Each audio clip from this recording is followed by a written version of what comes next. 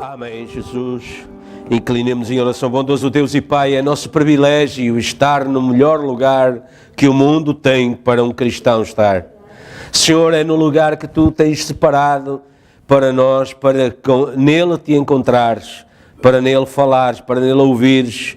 Senhor, eu quero pedir que, Senhor, a Tua misericórdia nesta manhã, Senhor, para todos estes nomes, todas estas pessoas, todos estes casos colocados nestes pedidos de oração, Senhor.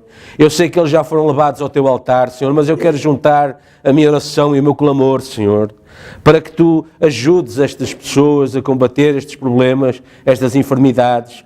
Essencialmente, Senhor, lhes dando uma fé perfeita, uma fé para crer, Senhor, uma fé de cura, uma fé de libertação, sabendo, Senhor, que Tu és poderoso, porque Tu prometeste e Tu és capaz de cumprir tudo aquilo que Tu prometeste. Ajuda-nos nesta manhã, Senhor, abençoa-nos, Pai, que derrama do Teu Espírito Santo, Pai, e quando sairmos daqui, possamos ter a certeza que nos encontramos não apenas uns com os outros, mas contigo. Senhor, marca essa presença nos nossos corações e ajuda-nos a sair daqui novas pessoas transformadas, Pai. Que o Teu Espírito Santo faça essa obra nesta manhã e nós saiamos daqui, Senhor, mais perto de Ti, mais amorosamente próximos de Ti, Senhor.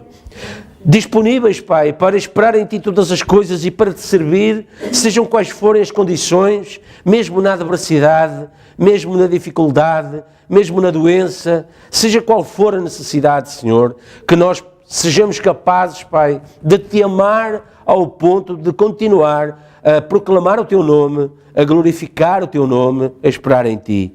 Por isso, Senhor, é importante que nesta manhã não estejamos aqui apenas, Senhor, para nos reunirmos ou para cumprirmos um ato religioso, mas, Senhor, que o poder e a virtude do Teu Espírito Santo se derrame sobre este lugar, abençoa a palavra, santifique os corações, para que eles possam ser a terra fértil que a Tua palavra busca para manifestar a vida que ela contém.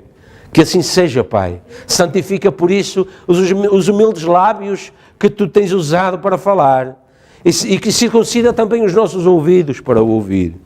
E, Senhor, prepara os nossos corações para Te receber. Senhor, que o que for gravado nesta manhã possa também ajudar alguém ao redor do mundo.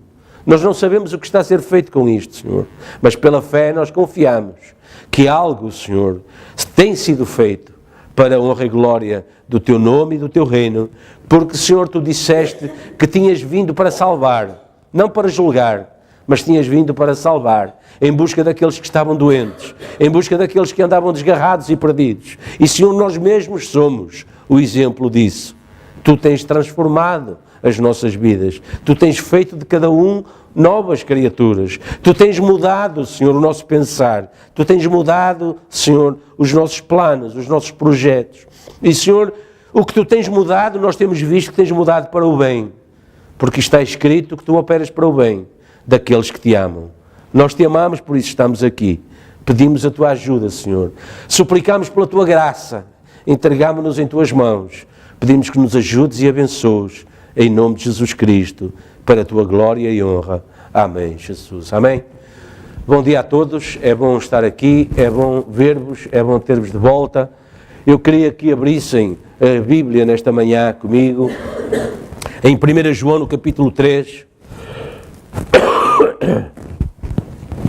Eu vou pedir a vossa paciência para a minha ligeira tosse nesta manhã. Amém? 1 João,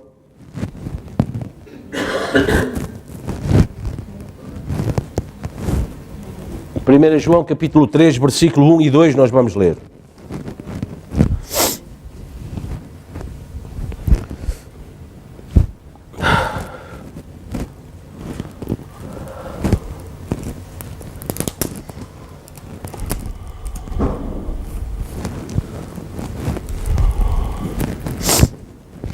Estamos juntos?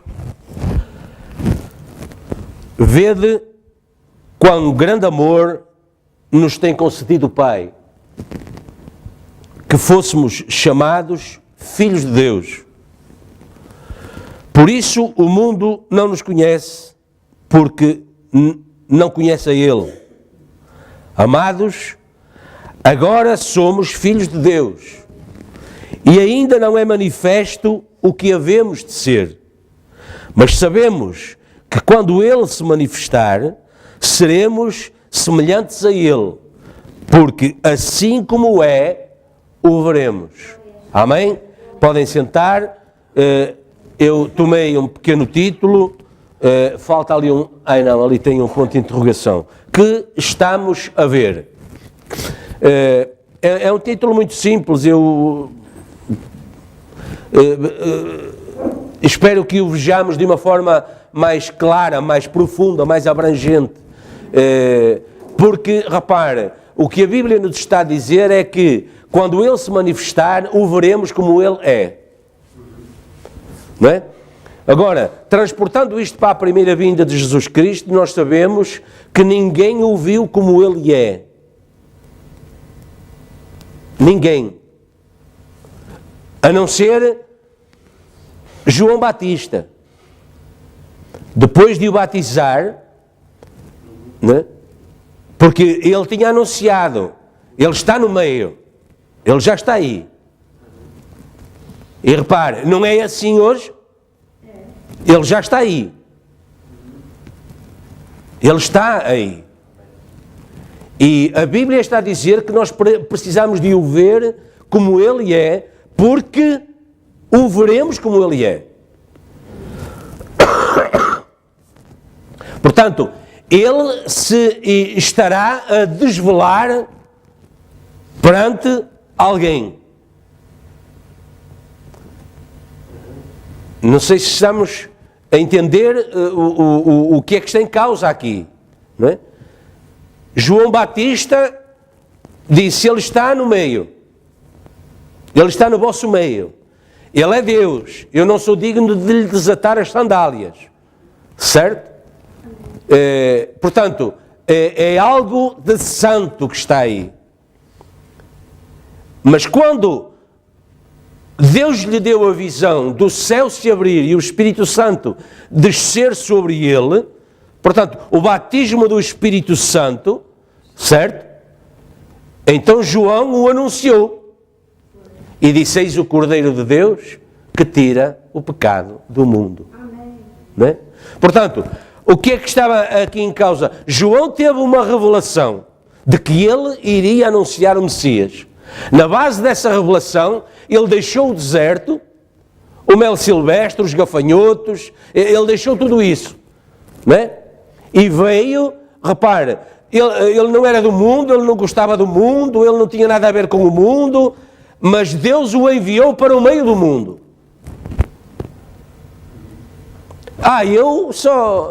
Eu não vejo isto, eu não vejo aquilo, eu não faço isto, eu não saio de casa. Bem, se nós puséssemos isso no nosso coração, eu tenho que me santificar para Deus. Então, quer dizer, eu não vou trabalhar, eu não vou estudar, eu não vou fazer as compras, eu não faço o almoço para os filhos, para o marido, eu não trabalho, não trago dinheiro para casa, eu não faço mais nada. Eu meto-me num quarto, eu fecho-me lá dentro, eu tenho a Bíblia, tenho as mensagens, eu não faço mais nada. Eu só faço aquilo.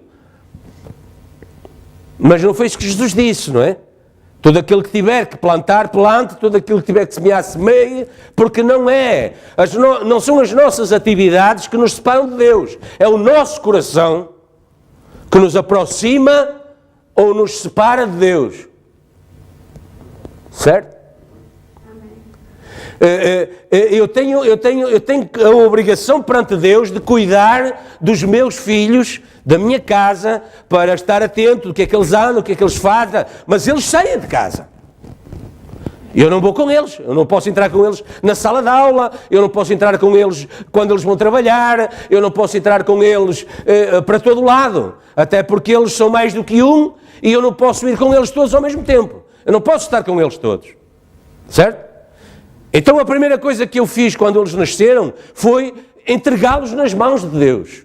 Porque eu sei que eu não vou ser capaz de controlar tudo. Mas eu sei que Deus controla tudo. Podemos esconder tudo o que seja uns dos outros. Mas não conseguimos esconder nada. Nada. Aos olhos de Deus. Nem sequer o nosso mais profundo desejo. Nem sequer o nosso sentimento mais escondido. Não há nada que nós possamos esconder de Deus. Deus conhece o profundo dos corações. E a palavra, lembrem-se, a Bíblia diz em Hebreus 4,12, a palavra discerne os pensamentos do homem e penetra profundamente até às juntas e medulas. Está a ver? Ou seja, a palavra manifesta, e eu quero deixar isto bem claro, não só aos jovens, mas aos não jovens também, ou aos menos jovens, a palavra sempre vai manifestar os pensamentos do homem, ou seja, o homem, a mulher, não é? Estamos a falar no ser humano, pode até nem fazer a obra. Lembrem-se, Jesus disse que o homem adulterava e a mulher, o profeta disse, atenção mulher, porque ele adulterou, mas você foi responsável por isso. Certo? Porque não se estava a apresentar dignamente. E, portanto, sem terem sequer cometido qualquer ato, está a entender? Sem terem cometido qualquer ato, eles vão ser ambos culpados aos olhos de Deus por um ato que aos nossos olhos, no princípio, só seria aceito como consumado se houvesse um ato físico. Ela é uma adúltera. Repare, quando eles trouxeram Maria Madalena, eles disseram, ela foi apanhada no ato. Certo? Mas aos olhos de Deus ela já era doente. E Jesus veio para os doentes, veio para ela. E justificou-a perante eles. Certo?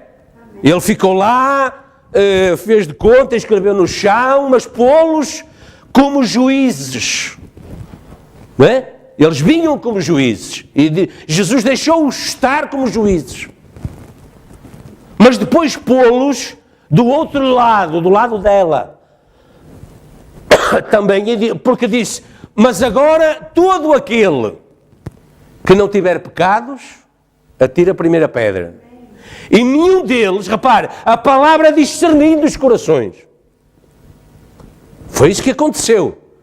Porque nenhum deles foi capaz de argumentar mais nada. E cada um deles, silenciosamente, em autocondenação, porque eles vinham como juízes para a condenar a ela. Certo? Mas depois a palavra os confrontou com os seus próprios pensamentos de coração. Provavelmente alguns deles tinham também com ela algo de comum. Não sei. Mas Jesus lhes disse, todo aquele de vós que não tiver pecado, atire a primeira pedra. E cada um deles, silenciosamente, voltou para trás. Nenhum deles disse, não, eu sou o digno de fazer isto, aquilo ou aquilo mais. Não, eu não tenho isto, eu não tenho aquilo. Não tenho... Rapaz, se calhar, vamos pôr o caso de outra forma, nenhum deles teria estado com ela, com aquela.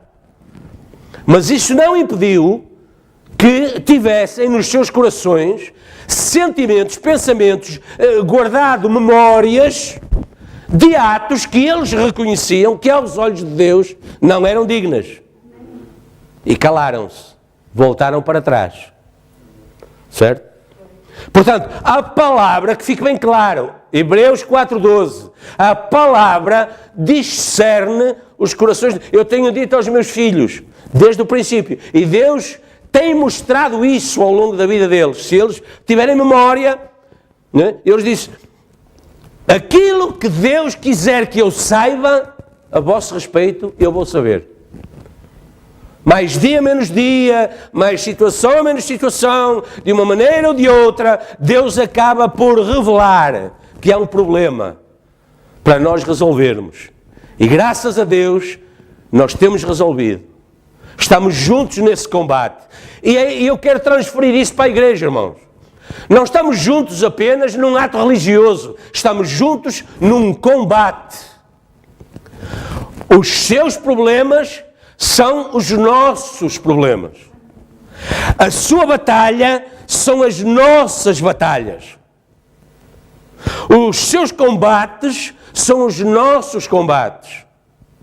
Porque somos o corpo espiritual de Jesus Cristo. Amém. Somos, em conjunto, um corpo físico dentro do qual o Espírito de Cristo mora. Agora, isso é uma responsabilidade. Porquê? Porque sempre que eu olho para algo, é Cristo que está a olhar também. Sempre que eu penso algo, é Cristo que está a pensar também. A Bíblia diz, lá aos Coríntios, nós temos o quê? A mente de Cristo. O que é a mente? É o pensamento. Então, os nossos pensamentos é proposto serem o quê? Os pensamentos de Deus. E quais são os pensamentos de Deus? Como é que Deus expressou e expressa os seus pensamentos? Os pensamentos de Deus têm um nome. Ainda no último serviço vimos isso aqui exposto. Não sei quantos se lembram. Os pensamentos de Deus têm um nome. E esse nome é Logos. E esse Logos teve um corpo. E esse corpo foi Jesus Cristo. E esse corpo hoje é a noiva de Cristo. Está a ver? Portanto, não está nada longe, uma coisa não está distante da outra, apesar de já terem passado no nosso calendário 2000 e não sei quantos anos que Jesus morreu e ressuscitou e tal. Repare, nada disso é passado, porque cada um de nós nasceu há não sei quantos anos e estamos aqui. Não somos passado, somos presente. Estamos aqui, vivemos as coisas, não é? Comunicamos as coisas, recebemos comunicações, há uma vida, uma vivência, um intercâmbio, não é? Portanto, nós, como disse o profeta, influenciamos e somos influenciados por aquilo que acontece à nossa volta. Mensagem influência, certo? Nós influenciamos e somos influenciados. Portanto, há uma chamada de atenção, né? Reparem, João diz, sabemos que quando Ele se manifestar, seremos semelhantes a Ele, está a ver? Isto deve ser algo que deve tocar o nosso coração. Ser semelhante a Cristo, já deu conta? Isso é ser uma parte de Cristo. É fazer a obra de Cristo. É ser Cristo para alguém. Alô? Ser Cristo para alguém. Às vezes perdemos um bocado a noção disso. Um filho pode ser Cristo para a sua mãe, para o seu pai, para o seu irmão de sangue, para o vizinho, para o colega de trabalho ou de escola, para o irmão na igreja, ser Cristo para ele. E o que é Cristo? Cristo é a manifestação do amor de Deus, certo? Da compaixão, da misericórdia, da não condenação. Jesus disse a Maria Madalena, se eles não te condenam, eu também não. Agora, vai e não voltes. a viver a mesma vida pela qual estavas a ser condenada. Porque ela nem abriu a boca. Ela foi apanhada no ato. Ela não pôde negar. Ela não negou. Quando Jesus falou com aquela mulher à beira do poço, e lhe disse: sim, estás a falar certo, tu não tens marido, tu tens 5, ou já tiveste 5, e o 6º, aquele com quem vives, também não é teu. E ela não negou nada disso. Ela só disse: vejo que és profeta. Vejo que és profeta.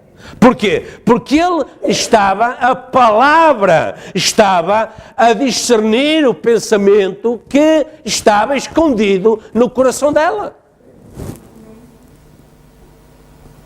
Quando ele entrou em casa de Jairo, ou pelo caminho, e lhe vieram dizer: não incomodes mais o mestre porque a tua filha já morreu. Jesus lhe disse o quê? Bem, ok, realmente, olha, eu tentei, foi muito bom, tá, olha, faz-lhe o funeral, ela na ressurreição será levantada. Não, Jesus lhe disse, olhou para ele e disse: em quem é que tu vais crer? Naquilo que te estão a dizer os teus empregados, os teus serviçais, ou naquilo que eu te estou a dizer? Para onde é que te estás a olhar? O que é que tu vieste buscar a mim? O que é que nós viemos nesta manhã buscar aqui? Nós viemos lá apenas para ver em que dia, em que versículo é que se leu, qual vai ser o versículo da semana, e pronto, viemos embora, estamos satisfeitos, já fomos à igreja, não é? Às vezes até parece, não é? Que foi rapidinho e tal, não sei o quê, vamos lá apenas cumprir um serviço religioso. Porque foi essa a questão que Jesus pôs a Jairo. Ele disse: mestre, vem à minha casa, a minha filha está à morte, mas eu creio, não é? Estou aqui por causa disso, estou aqui movido por uma fé. Nós estamos aqui nesta manhã, porquê? E eu estou a pôr isto muito claramente a cada um, para que cada um interiorize essa questão e a coloque a si mesma. Estou aqui porquê? Está a ver? Porque isso foi essencial naquele momento, naquele discurso. E quem sabe nesta manhã há algo na sua vida para resolver, há algo para receber, há algo para decidir. E eu creio que ele está aqui nesta manhã como ele estava com Jairo naquele momento. Ele disse: mestre, vem à minha casa, impõe as tuas mãos. O profeta explicou isso. Os judeus creem na oração com imposição das mãos. Vem, põe as minhas mãos. Repara, o gentio, o centurião, disse: não é preciso impor as mãos, não é preciso ir-se à minha casa, eu nem sou digno disso. Fala uma palavra. Perdão. Fala uma palavra e eu creio que o meu criado sarará. Jesus disse: em Israel, porque eles têm que pôr as mãos, em Israel não encontrei fé igual. Faça-se conforme a tradição dos judeus. Não, ele não disse isso. A tradição dos judeus era ele ir lá e impor as mãos. Não, a tua filha só vai ser curada, ou o teu criado só vai ser curado se eu for lá e impuser as mãos sobre ele. Jesus, repare, Jesus estava e está à espera de ver qual é a abordagem que nós fazemos. Por isso é que nós estamos hoje a falar sobre isso. Repare, o que estamos a ver, ou seja, para onde estamos a olhar. Repare, quando João Batista depois foi morto, Jesus perguntou aos discípulos: o que fostes ver? Quando ias assistir aos serviços de João, à pregação de João, não é? Ao anúncio do Messias, afinal o que é que vocês iam lá fazer? O que é que iam lá fazer? Foram lá ver o quê? Vão à igreja buscar o quê? Qual é a expectativa? Qual é a esperança? Qual é o desejo? Qual é o propósito? Tem que haver no coração. Nós temos que requerer algo de Deus. Requerer. Senhor, eu preciso que faças isto. Eu preciso que me resolvas isto. Eu preciso que tu me transformes neste ponto, ou naquele, ou naquele. Quando aquela mulher não judia chegou junto de Jesus Cristo, aquela mulher sirofenícia, e lhe disse: a minha filha está miseravelmente endemoniada. Repare qual era a vida daquela mãe. Já pensou? Já pensou? O que é que aquela filha fazia naquela casa? O que é que aquela filha fazia àquela mãe? Qual era a doença dela? Não era física, era espiritual. Ela estava espiritualmente moribunda. E ela foi ter com o dador da vida e ela disse-lhe: a minha filha não está cancerosa, não tem sida, não tem tuberculose, não tem pneumonia, não tem nada disso. Ela disse: a minha filha está miseravelmente endemoniada. Está como o gadareno, cheia de demónios. É morada de demónios em vez de ter a mente de Cristo. Só há dois caminhos, só há duas formas. Ou servimos a Deus ou a Mamão. Ou somos templo do Espírito Santo, ou somos morada de demónios. Ou somos guiados pelo Espírito Santo, ou somos guiados por um qualquer espírito satânico, demoníaco. E ela disse: a minha filha está miseravelmente endemoniada. E sabe qual foi a resposta? Ele disse: eu só vim para os judeus. Não é bom tirar o pão dos filhos e dar aos cachorrinhos. Ele estava, diz o profeta, a pôr a fé dela à prova. Isso acontece todos os dias. Nós fazemos uma oração e a nossa fé é posta à prova. Nós pomos uma questão a Deus e a nossa fé é posta à prova. Nós saímos de casa, entramos no mundo, como João Batista veio, com uma missão, com uma mensagem. Alô, igreja! Nós saímos de casa todos os dias com a mensagem para o meio do mundo, para dizer: eis o Cordeiro de Deus que tira o pecado do mundo. Só assim o veremos como Ele é. É para aí que temos que estar a olhar. Eu não sei como é que vai ser, a atravessar a rua, a apanhar o autocarro, será que ele vai... O autocarro até pode despistar-se, e o autocarro até... Pode acontecer tudo, milhões de coisas. Nós não sabemos. Mas há uma que nós sabemos. Estamos nas mãos de Deus. Todos os dias a porta bate e eu os entrego nas mãos de Deus. Todos os dias eu bato a porta e eu me entrego nas mãos de Deus. Eu posso dar um passo abaixo do passeio e a rua aluir e a terra me engolir. Tudo pode acontecer. Não é? Repare, eu já tenho saído à rua, olho no sentido do trânsito e vem um carro em contramão pela rua acima.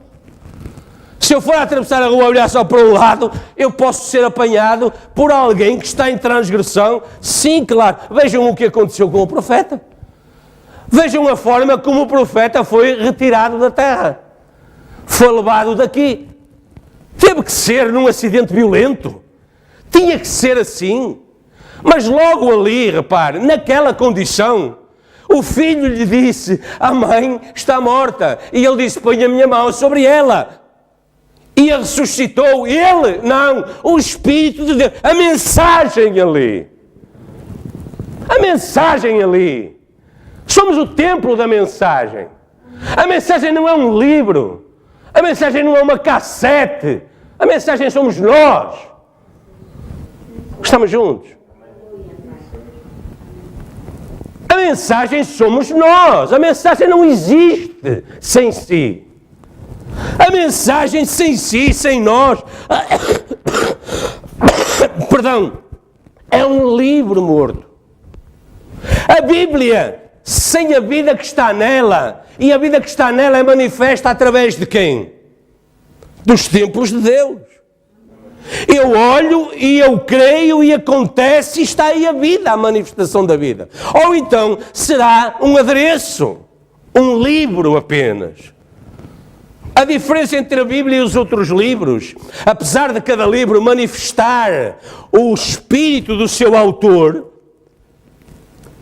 certo? Cada livro manifesta o pensamento do seu autor. Ele escreveu aquilo. A Bíblia é igual.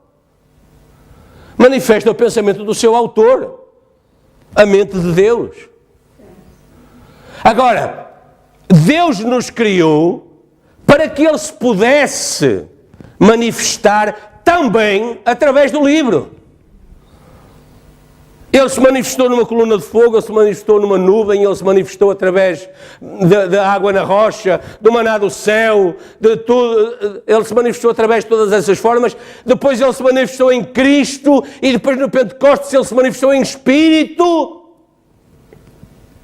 E esse Espírito é captado através da letra, do Logos de Deus, da expressão, da manifestação dos pensamentos de Deus. E o que é que Deus está a pensar neste momento? Logo, logo, Ele se manifestará na terra pela última vez, através de quem?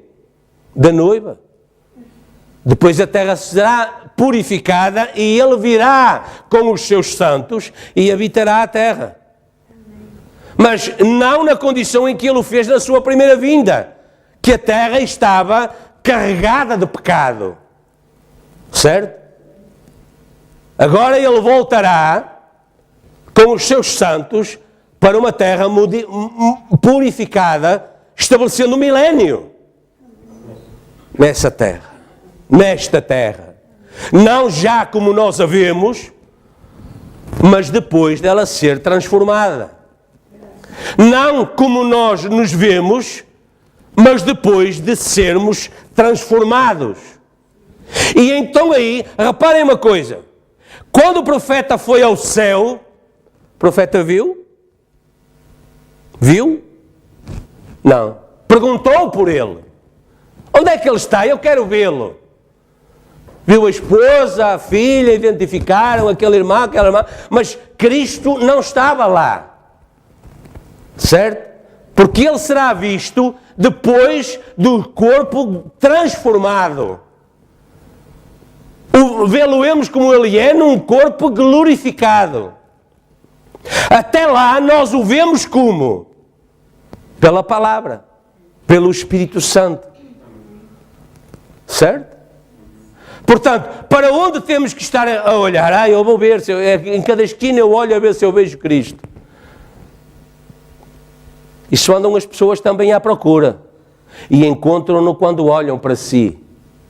E são abençoadas através de si. Certo? Sempre somos Cristo para alguém. Sempre alguém vê Cristo, o amor de Deus, expresso através da sua noiva, da noiva de Jesus Cristo. Está a ver? Através da noiva de Jesus Cristo. Sabemos que quando Ele se manifestar, seremos semelhantes a Ele, porque o veremos como Ele é. Isto é o que a Bíblia diz. Agora, o que aconteceu da outra vez que Ele se manifestou? Houve alguém que se apresentou ao mundo religioso da altura com uma mensagem anunciadora. Não é? E qual era a classe do mensageiro? A Bíblia diz que vinha do deserto, comia gafanhotos e mel silvestre. João Batista foi o mensageiro da sua primeira vinda. O papel a embrulhá-lo, etc. Diríamos que seria como um velho ermita, muito pouco atraente. Muito pouco atraente. Deus tem destas coisas. Deus podia fazer as coisas gloriosas. Na primeira vinda, os fariseus e saduceus estavam à espera que, como Elias foi levado ao céu, o Messias viesse assim, em cavalos de fogo, em grande estrondo, em grande alarido, viesse assim. E a palavra apareceu no meio deles como? Manifestando a palavra, falando a palavra. Com 12 anos ele disse para os pais, mulher, não sabes que me convém tratar dos negócios do meu pai? O que é que ele estava a fazer? Quais eram os negócios do pai que ele estava a tratar? Ele estava com os sacerdotes...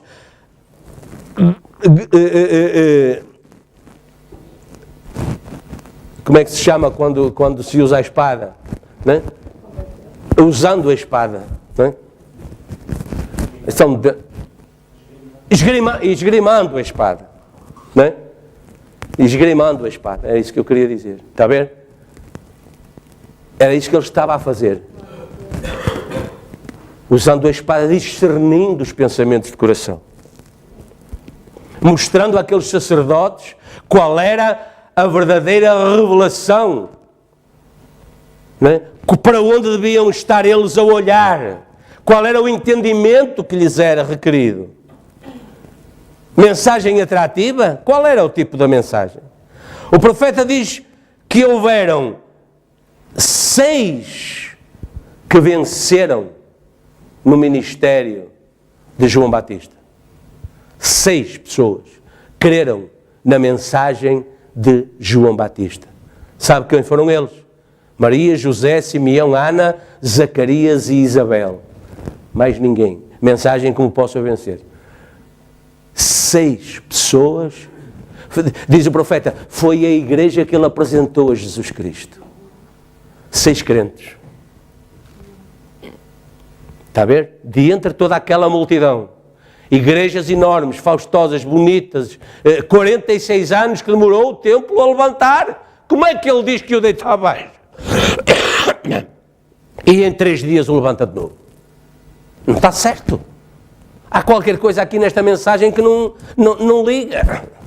Está a ver? Porquê? Porque depende para onde estamos a olhar, a interpretação que damos às coisas que acontecem nas nossas vidas. Repare, 6 pessoas entregou ele como crentes a Jesus Cristo.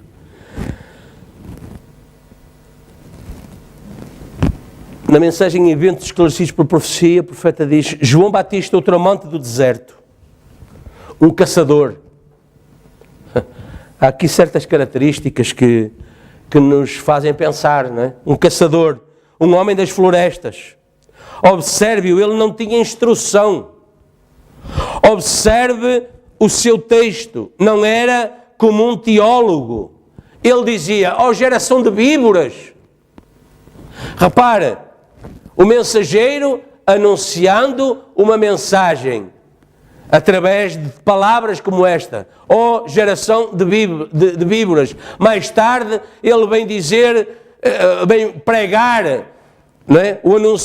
O mensageiro anunciado vem pregar de tal maneira que eles dizem: não é possível suportar este discurso. Sabe porquê? Porque a própria palavra de Deus está em permanência a pôr a nossa fé à prova.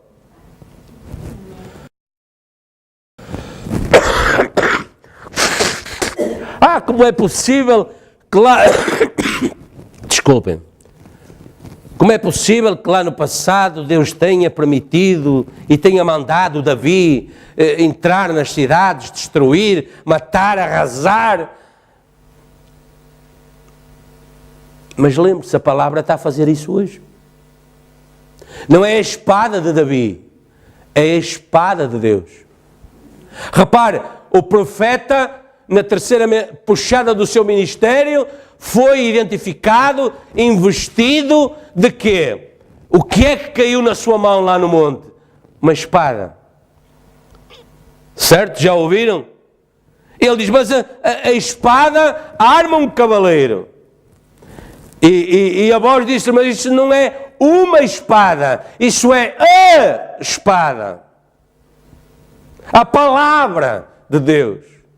Hebreus 4,16 é uma espada afiada de 2 gumes que penetra até às juntas e medulas, até ao profundo da alma. Fala lá! E muitas vezes nós não gostamos. Não é? Nós não gostamos, achamos que não vimos à igreja por causa disso. Não vimos à igreja para isso. Jesus também começou assim, aleluia! Deus cura, Deus salva, Deus liberta. Ele fez tudo isso, ressuscitou-os, Ele fez tudo isso. Mas depois Ele teve que entrar, teve que levar o povo a entrar no caminho estreito que leva à salvação. Poucos entrarão por essa porta. Está a ver? Lá estamos nós novamente com a porta. Eis que eu estou à porta e bato. Nós somos uma porta, não é? Mas o caixilho é a porta de Deus e nós temos que nos encaixar por lá. Está a ver? Olha aqui. Se eu puser aqui uma porta mais pequena ou maior, ela não vai caber. Certo? Tem que ser uma porta na justa medida. Aplainada. Em esquadria. Aparafusada. Corretamente. É isso que a palavra faz. Um pouco daqui, um pouco dali, burila aqui, burila ali. Mas o povo não entende, não gosta. Não vem à igreja para ouvir isso. Mas é esse o caminho que Deus tem preparado para nós. E repare, virá o tempo em que muitos porfiarão por encontrar essa porta e não a encontrarão. Porquê? Porque os seus olhos estão dimensionados para uma determinada porta. Certo? Eu tenho que ter uma porta aqui para entrar assim. Agora, se a porta for mais estreita, eu chego aqui e já não entro. E fico ali, com a palavra, a malhar na palavra, à espera que a palavra mude. Esse não é o plano de Deus. O plano de Deus é que a palavra nos mude. E eu, se der um jeitinho, afinal, de lado eu passo. Não, eu tenho que passar assim. Eu vou amarrar, eu vou lutar com Deus, como Jacó. Arranjo escritura para tudo. Eu vou lutar como Jacó, eu vou lutar como o anjo. Mas Jesus disse, muitos porfiarão por entrar nessa porta e não entrarão. Mas porfiai por entrar na porta estreita. Porque entrarão, sairão e encontrarão pastagem. Esse é o plano de Deus. Portanto, não é Deus que tem que se moldar. Nós nunca vamos moldar Deus. Deus é Deus bom, Deus é um Deus de misericórdia. Deus vai fazer como eu lhe estou a pedir. Se esse for o plano de Deus. Porque se o nosso pedido não é de acordo com o plano de Deus, com a palavra, Deus não se vai desviar da palavra nem 1 milímetro. Jesus não se desviou da palavra nem 1 milímetro. A palavra levava-o ao Calvário, ele foi ao Calvário. A palavra não deixava a sua alma no Hades, ele não ficou no Hades. Ao terceiro dia ele ressuscitou. Ele confiava nisso.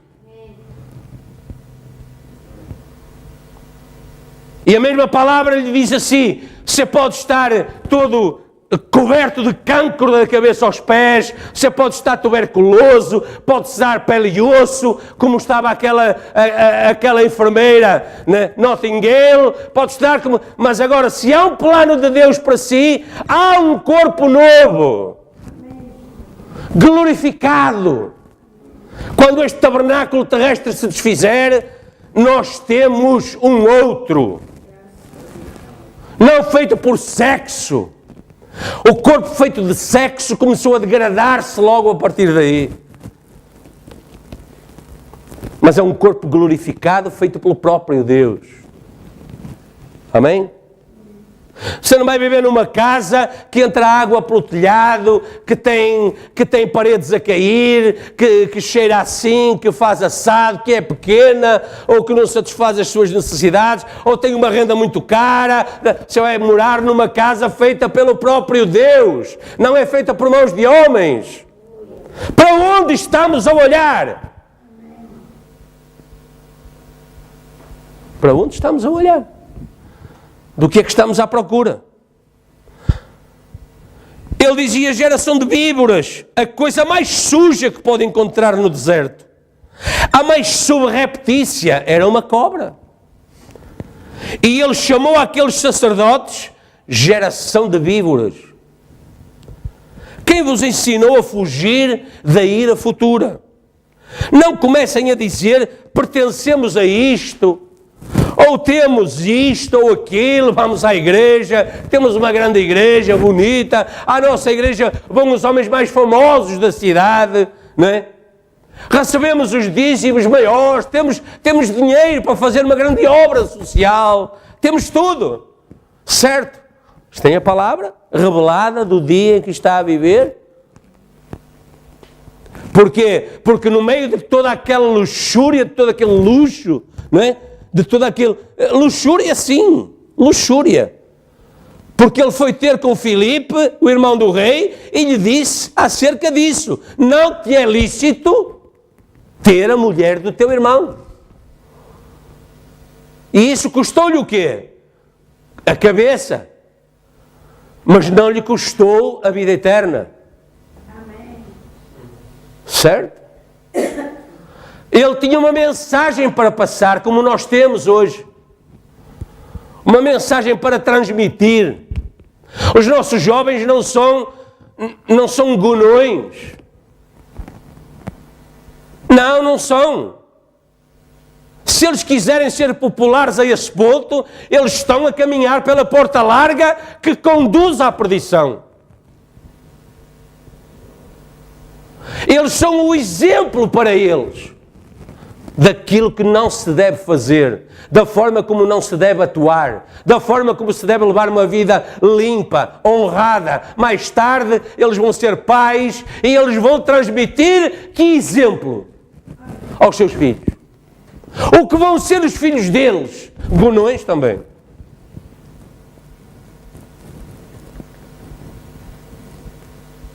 Nós temos os exemplos aí. Nós vemos aí. Mas não é isso que nós queremos para nós. Não é para isso que nós clamamos a Deus. Para que os nossos filhos sejam como nós fomos. Eu nunca pedi isso a Deus, pelo contrário. Eu sempre pedi a Deus, e Deus tem-me dado essa graça, que os meus filhos não tivessem melhor do que aquilo que eu tive. Melhor. Uma outra vida. Não que eu levasse uma vida desonrada, uma vida dissoluta, nunca levei nada disso, mas apesar disso eu tinha a noção que era possível viver de outra maneira. E Deus concedeu-me essa graça, tem-me concedido essa graça.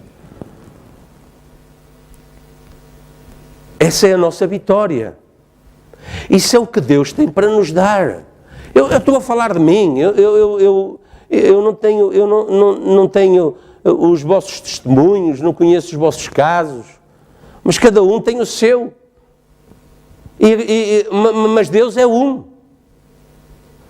E o que Deus faz com um, Deus não faz distinção de filhos. Deus não tem netos, nem sobrinhos, nem parentes afastados. Deus tem filhos e filhas. E Deus os trata de igual maneira. E nós temos que olhar para isso. Olhar para a promessa de Deus. E esperar em Deus para que essa promessa se cumpra. E Deus justificará essa fé. Quando aquela mulher ouviu ele dizer: não é bom tirar o pão dos filhos e dar aos cachorrinhos, ela disse: isso é certo. Tu não vieste para mim.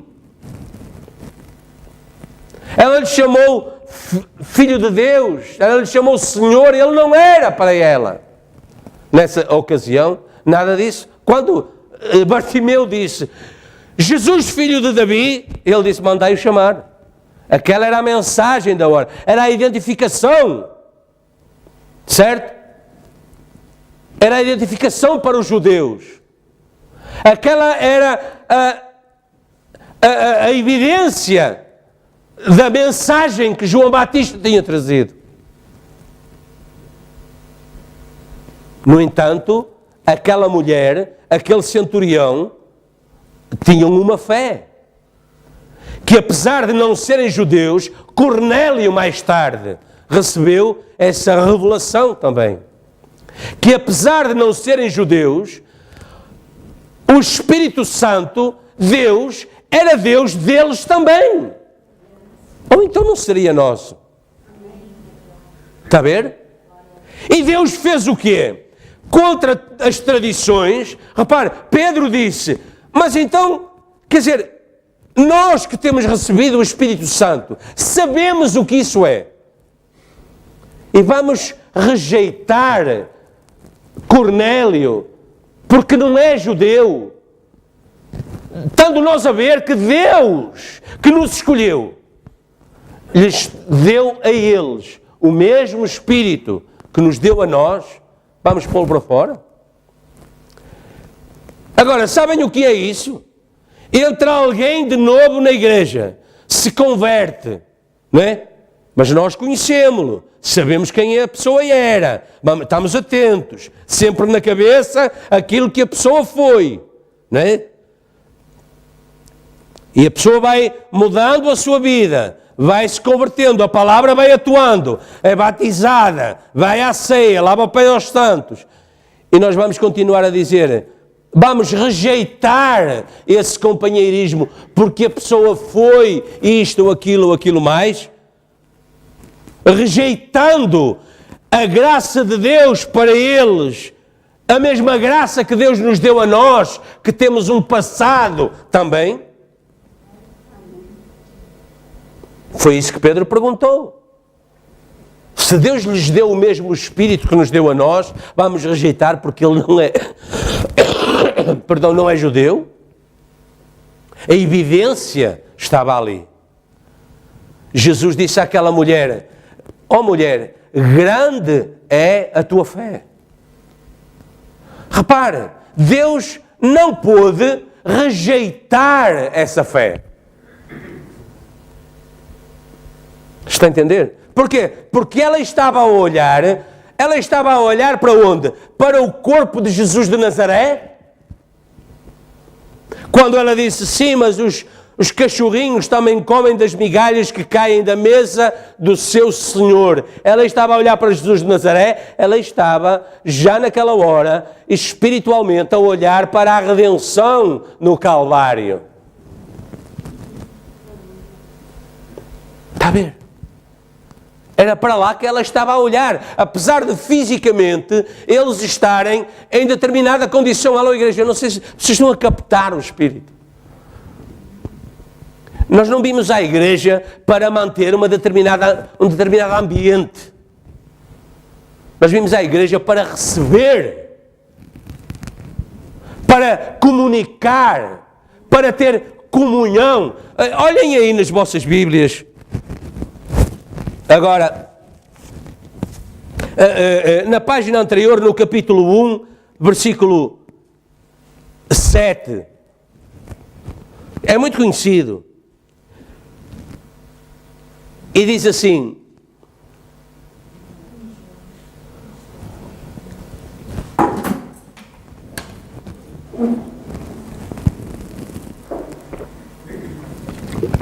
capítulo 1, versículo 7.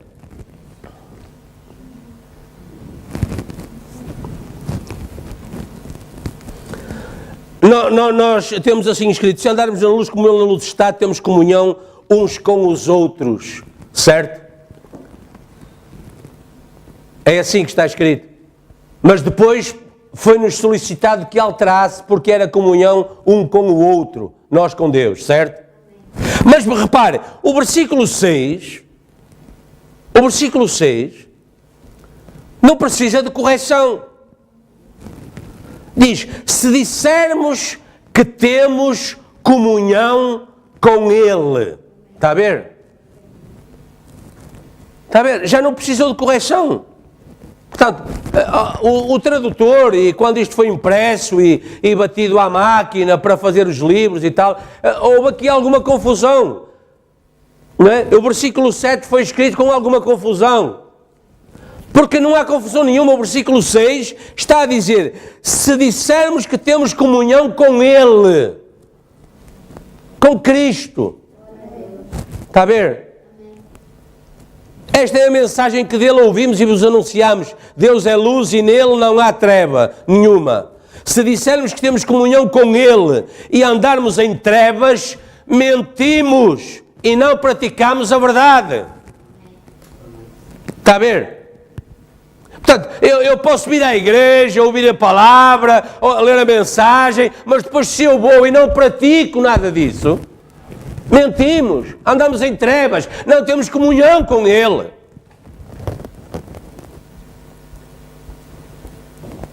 O que estamos a ver? Para onde estamos a olhar? Quando vimos à igreja, qual é a expectativa? Vimos em busca de quê? Vimos apenas cumprir uma tradição religiosa?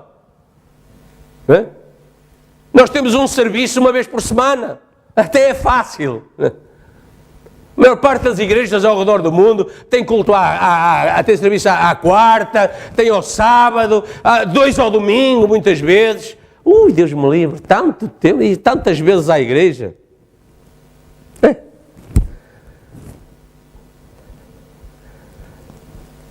Mas essa não é a questão agora. A questão é o propósito que nos traz. O sentimento no nosso coração que nos move a vir. É para aí que Deus está a olhar. É para aí que nós temos que olhar também.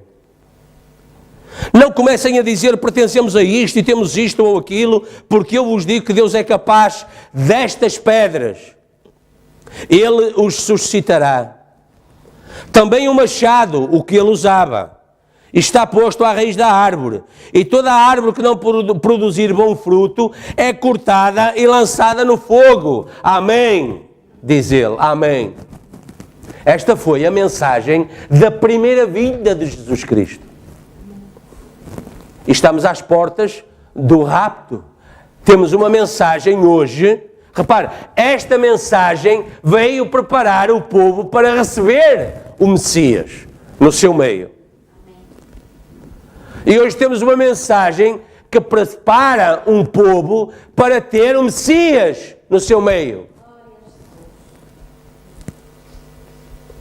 Só que ele agora vem em espírito. No espírito da letra. E por isso, se dissermos que temos comunhão com Ele e andamos em trevas, mentimos. Não praticamos, não dizemos. Eu não digo mentiras. Não dizemos a verdade, não praticamos a verdade. Amém? Vejamos, sempre que sentimos que algo está para acontecer, tentamos proteger-nos primeiro a nós. Depois os nossos e depois, se possível, os outros. Não é? É natural. Foi assim desde o princípio. Abra comigo em Gênesis agora, por favor. Lá o primeiro livro, Gênesis, capítulo 3.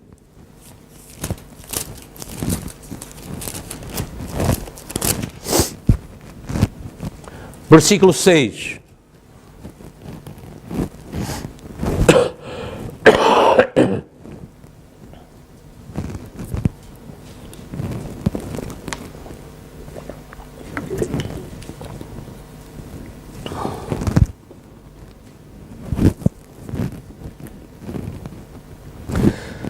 Ora, e vendo a mulher que aquela árvore era boa para se comer e agradável aos olhos, e árvore desejável para dar entendimento, tomou do seu fruto e comeu, e deu também a seu marido, e ele comeu com ela. Então foram abertos os olhos de ambos, e conheceram que estavam nus. Repare, eles estavam assim antes. O que aconteceu foi que os seus olhos se desvelaram para uma determinada questão que até àquela altura era desconhecida para eles. Eles estavam nus, mas eles não sabiam, não davam importância a isso. Olha uma criança de tenra idade, ponha-a nua perante uma multidão, acha que ela se vai importar? Nada.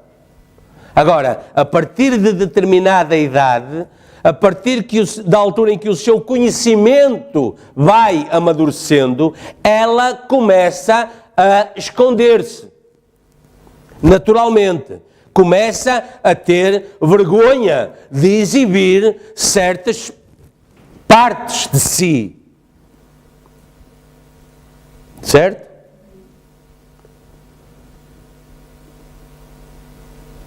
Mas isso pode acontecer no espiritual também. Não é? Estamos a entender? Portanto, que tipo de conhecimento é que nós temos que guardar para sabermos aquilo que devemos exibir? E o que é que eles fizeram? Cozeram folhas de figueira e fizeram para si aventais. E ouviram a voz do Senhor que passava no jardim pela viração do dia. E escondeu-se Adão e sua mulher da presença do Senhor Deus entre as árvores do jardim. E chamou o Senhor Deus a Adão e disse-lhe: onde estás? E ele disse: ouvi a tua voz soar no jardim e temi, porque estava nu. E escondi-me. E disse Deus: quem te mostrou que estavas nu? Comeste tu da árvore que te ordenei que não comesses?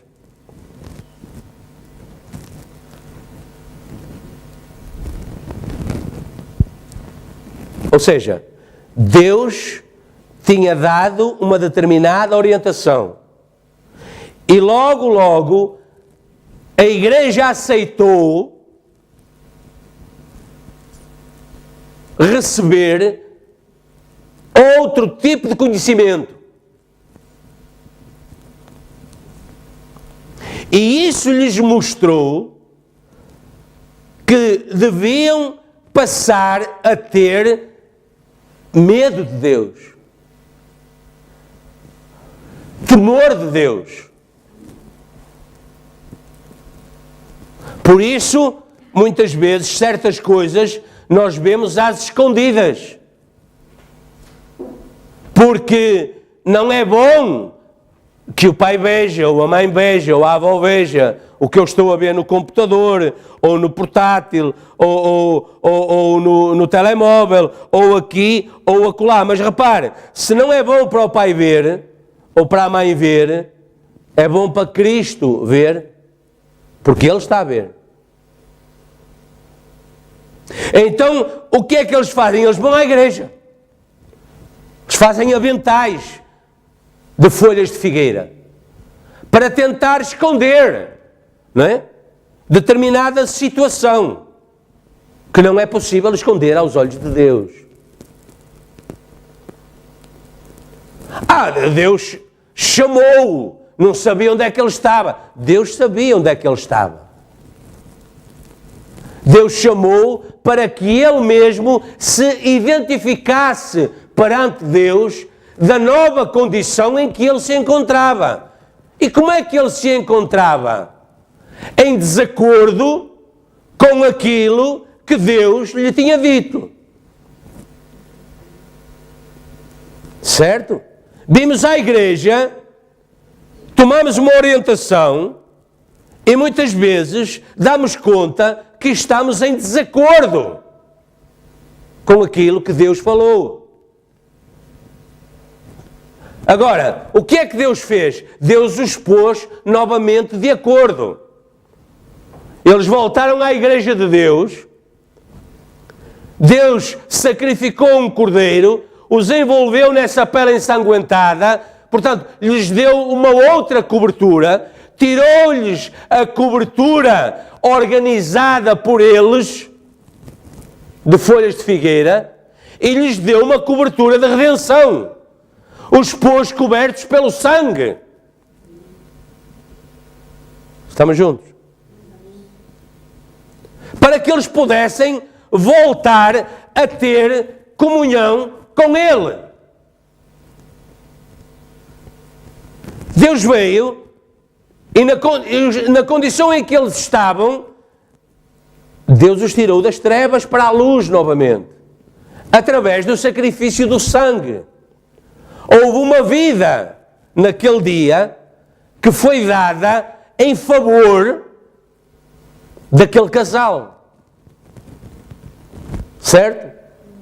Por isso, essa é a razão porque nós vimos à igreja. Porque houve uma vida que foi dada em favor da nossa reconciliação com Deus. Por isso, o profeta disse: eu no meu carro ando com um crucifixo no retrovisor. Não é? Um crucifixo. Certo?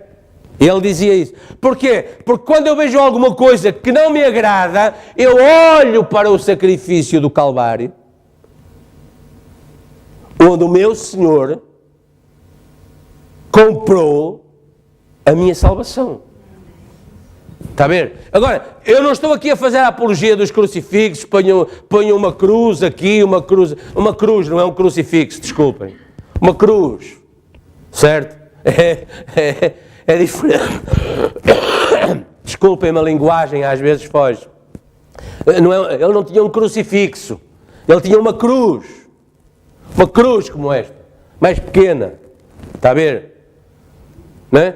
Ele tinha uma cruz, ele olhava para a cruz, ele olhava para o Calvário, onde tinha sido feita a reconciliação, não é? Onde ele tinha voltado a ter comunhão com ele. Era para ali que ele estava a olhar. É para ali que nós temos que estar a olhar. Está a ver? Quem te mostrou que estavas nu? Comeste tu. Não é? Deus tinha-lhes dado a primeira mensagem da hora, repare.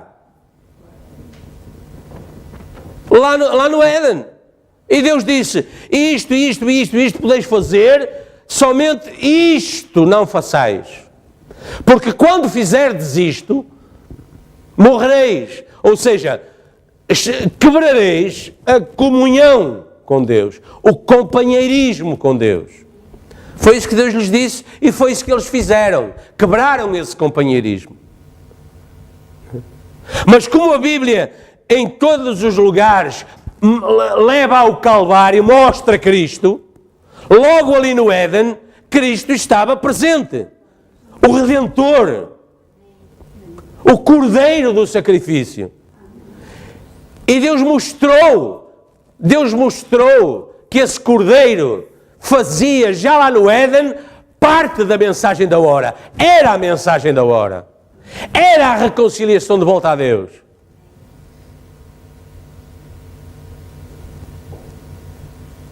Por isso o profeta disse, eu olho para o Calvário. Na dificuldade eu olho para o Calvário, eu espero nele, eu confio nele. Amém? Eu confio nele. Porque tiveram que ser pastores.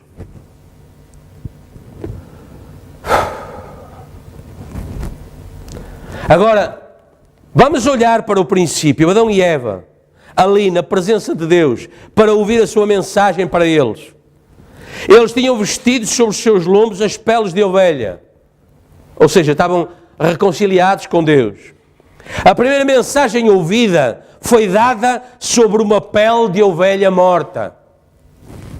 Deus tinha matado e envolvido Adão e Eva nela. Depois deles tentarem fazer a sua própria religião de folhas de figueira. Não ia funcionar.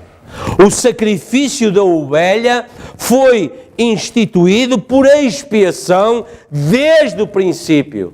O sacrifício da ovelha. Amém? Portanto, hoje também procura-se a reconciliação com Deus através do facto de pertencer a uma igreja. O avental de folhas de figueira. Mas a salvação da alma. Sim, eu já ando na igreja. Deus. Qual é a sua igreja? Outras pessoas fala-se de Deus e elas ficam caladas. Pois, então, Senhor, graças a Deus, Deus assim, Deus assado, Deus operou, tive à morte 2 vezes, Deus, sim, pois, graças a Deus, está tudo bem, escorregam, não é? Escorregam para fora desse discurso com Deus, não é? Até que as pessoas ainda perguntavam, mas qual é a sua religião, qual é a sua igreja? Agora tenho dado conta que até essa questão vai fugindo do dia-a-dia, vai fugindo do discurso. Hoje já não querem muito saber qual é a sua religião, qual é a sua igreja, nem estão muito interessados nessa conversa com Deus, não é? Já ouvi até, sim, cada um tem a sua maneira de se aproximar de Deus, cada um tem a sua maneira, não, Deus só tem uma. É através da expiação, é através do arrependimento. Amém? Por isso veio João Batista. O mundo da altura, apesar de não ter a palavra revelada por 400 anos, tinham as suas igrejas. Israel estava há 400 anos sem profeta, mas tinham igrejas, tinham catedrais, tinham sacerdotes, tinham religiosos, mas Deus mandou lá o seu próprio pregador, João Batista. Repare, no meio de toda aquela multidão de sacerdotes, de levitas, agora o profeta diz, repare, homens bons, os seus pais, os seus avós, bisavós, trisavós, já eram da linha sacerdotal. Já eram do sacerdócio levítico. Mas as tradições os cegavam. Eles achavam que a porta tinha que ser esta largura para que eles pudessem passar assim. E eles não passavam por ali. A mensagem que João Batista e Jesus Cristo lhes vinha trazer era para que eles se adaptassem à nova realidade. E eles recusavam isso. E essa é a mensagem de hoje também, da preparação da vinda de Jesus Cristo. A adaptação das nossas vidas a essa realidade. De uma vida santificada. De uma vida dirigida. Cujo foco é o que Deus fez por si. Por mim. Por nós. O que é que aconteceu no Calvário? Aquilo que aconteceu no Éden. Para que a comunhão pudesse ser restabelecida, foi preciso que algo morresse e o seu sangue.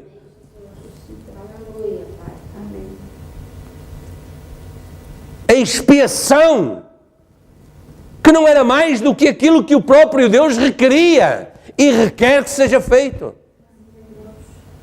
O profeta diz, se quando chegarmos lá, nós temos que ter esse sinal exposto. Essa identificação. Não é a sua igreja, não é a sua riqueza, não é o seu intelecto, a sua sabedoria, ou o que quer que seja que você tenha. Ou tem o sangue, ou está coberto pelo sangue, ou não tem chance.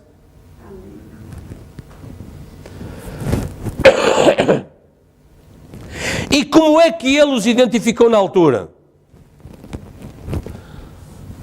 Mensagem e eventos esclarecidos por profecia. João Batista, ele era um homem selvagem ali.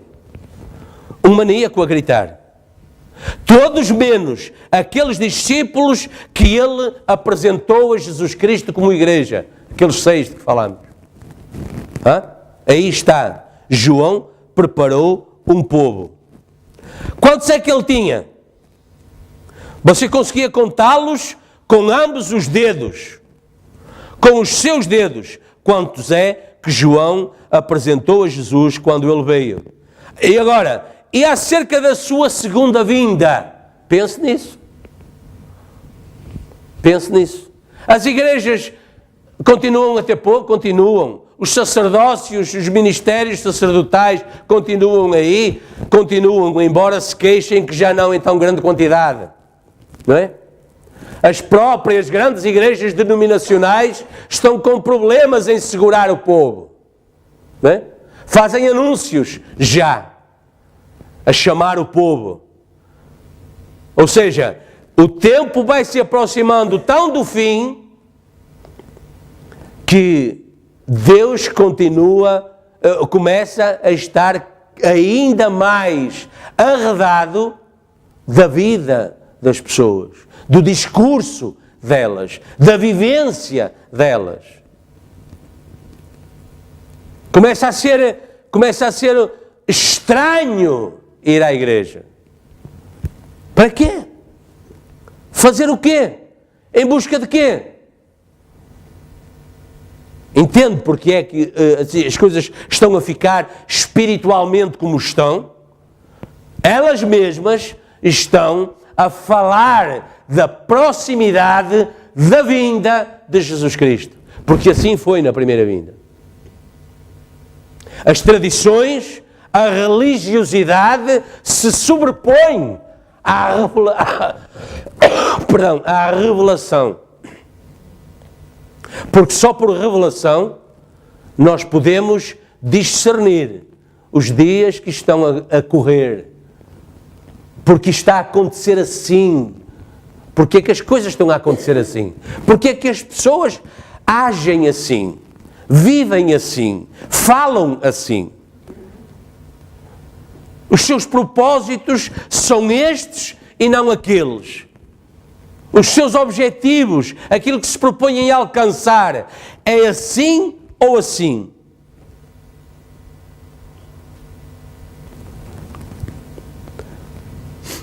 Vejamos, Jesus aprovou a mensagem. A mensagem que parecia uma coisa sem sentido, uma coisa de loucura, porque que até expulsava as pessoas, não é? Porque ninguém vem à igreja para ser chamado raça de víboras. Alguém vem à igreja para ser chamado assim? Alguém vem à igreja para dizer, olha, o machado está posto à raiz da árvore. Ou tu dás frutos bons, ou então o machado te cortará e te lançará no fogo. Alguém vem à igreja a falar assim, mas Jesus disse, que fostes ver? O que fostes ouvir? Quando fostes lá à igreja de João Batista? Uma cana levada pelo vento, que diz que sim a tudo, que se molda às situações. Bem, o povo não está a gostar de ouvir assim, o povo não está a gostar de que se faça assim. Vamos fazer desta maneira, vamos antes fazer daquela, não é? Vamos fazer da outra, para que os corações do povo fiquem vamos calar esta parte, não vamos falar desta maneira. O que fostes ver? Uma cana que se curva a tudo? Não. Um homem ricamente vestido? Não. Agora, um profeta? E quando chegou aí, Jesus disse, sim, muito mais do que um profeta. Agora reparem, na primeira vinda, um homem com um discurso duro, um homem iletrado, um homem do deserto, um caçador, não é? Com uma mensagem dura para a igreja. Mas Jesus disse, sim, muito mais do que um profeta. Certo? Mateus 8. Se não precisam de abrir. Mateus 11. Mateus 11. Ouça só, presta atenção. Sim, que fostes ver? Um homem ricamente vestido? Os que trajam ricamente estão nas casas dos reis. Mas então o que fostes ver? Repare, Jesus estava lá a perguntar-lhes, para onde é que estáis a olhar? Andais a ver o quê? Qual é o vosso propósito? Qual é a vossa busca? Qual é o vosso interesse? Em fazer as coisas desta maneira, em ir à igreja, em ouvir o sacerdote, em ouvir os pergaminhos, não é? Ouvir eu a dizer-vos, hoje se cumpriu esta escritura aos vossos olhos, o que é que isso produziu? O que é que isso vos influenciou? Em quê? Em que é que vos influenciou a mensagem de João Batista? Mas então o que fostes ver? Um profeta? Sim, eu vos digo, muito mais do que um profeta, porque este é de quem está escrito, eis que adiante da tua face envio o meu anjo. Deus lhes lembrando o que é que há 400 anos atrás Malaquias tinha profetizado acerca de João Batista. Lhes lembrando o que é que 800 anos atrás Isaías tinha profetizado de João Batista. Agora eu pergunto-lhe, se está numa igreja que está baseada também numa profecia de Malaquias, o que é que fostes, o que é que tendes saído a ver? Alô?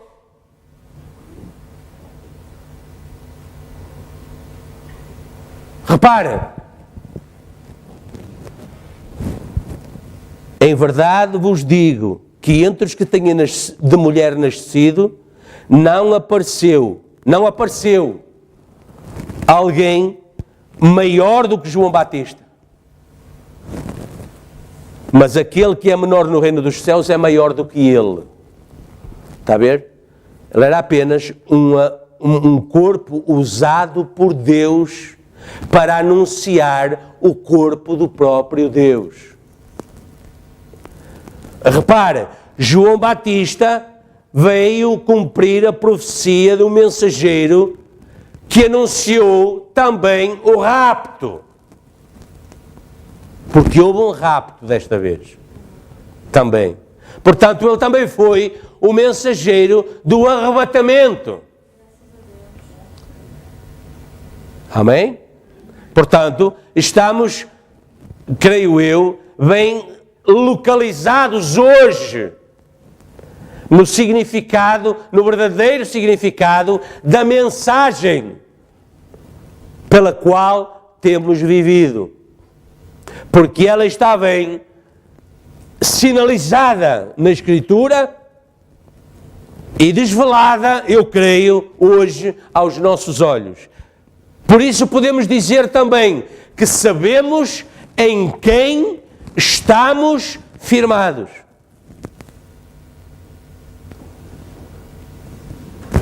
Era tão poderosa a sua mensagem que só com Paulo mais tarde ela é desvelada. Certo? Lembram-se disso?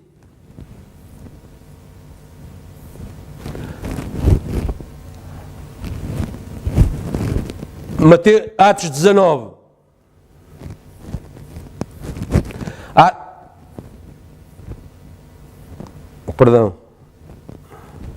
Atos 19. Mas Paulo disse, certamente João batizou para o arrependimento, dizendo ao povo naquele que cresce, dizendo ao povo que cresce no que após ele, João Batista, havia de vir. Isto é, em Jesus Cristo. E os que ouviram foram batizados no nome do Senhor. Ou seja, Paulo estava a dizer, atenção, que João Batista não veio apenas batizar para o arrependimento. Ele batizou para o arrependimento. Mas a mensagem, não era essa. Repare, o mensageiro da nossa era veio restaurar na igreja o batismo em nome de Jesus Cristo.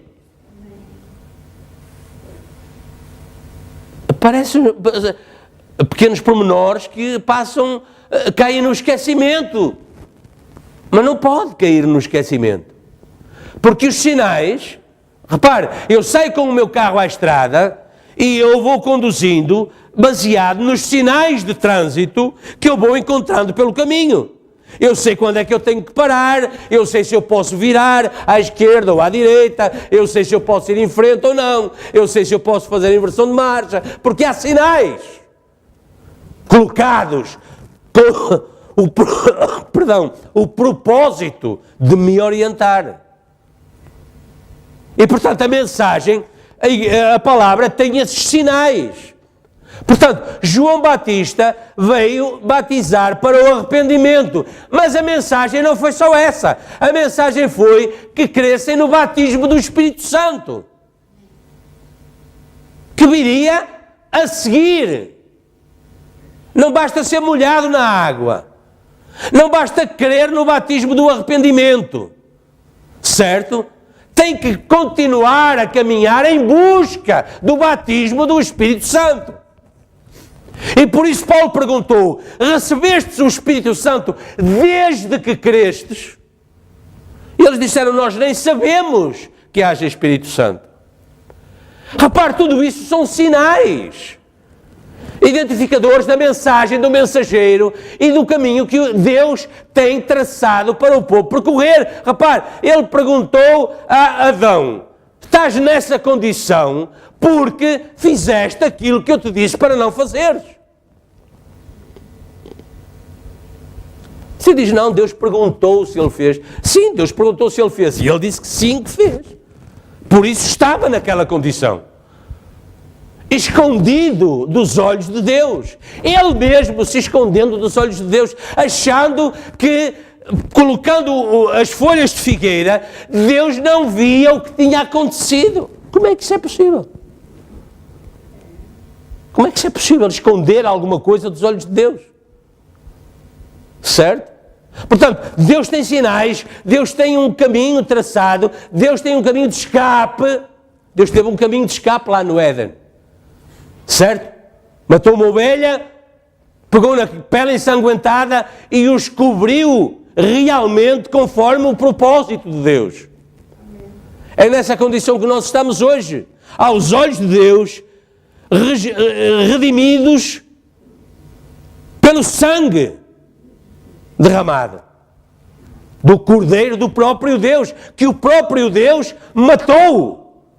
O próprio Deus matou lá no Calvário, por amor a nós. Não foram os romanos, não foram os romanos. E tu não achas que se eu orasse o meu Pai não enviaria 12 legiões de anjos para resolver a situação? Quando Pilatos disse, eu tenho poder para te dar a vida ou para tirar, ele disse, nenhum poder terias contra mim se de cima te não fosse dada. Essa é a posição da noiva. Quando Davi foi rejeitado e o guerreiro,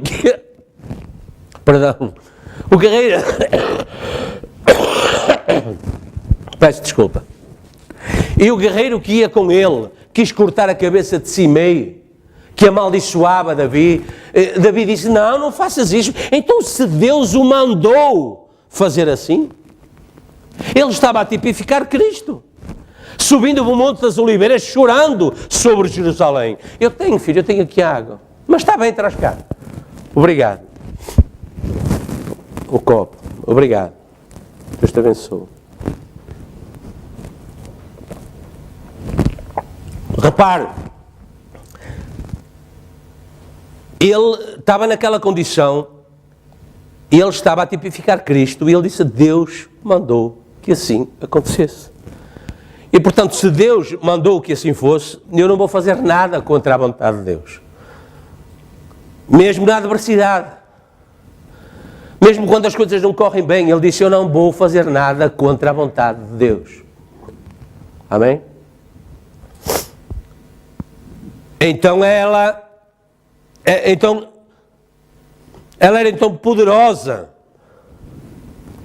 E nos nossos dias, ou ela era tão poderosa que nos nossos dias volta a ser utilizada para atrair os verdadeiros cristãos, para os preparar para serem tal qual ele é.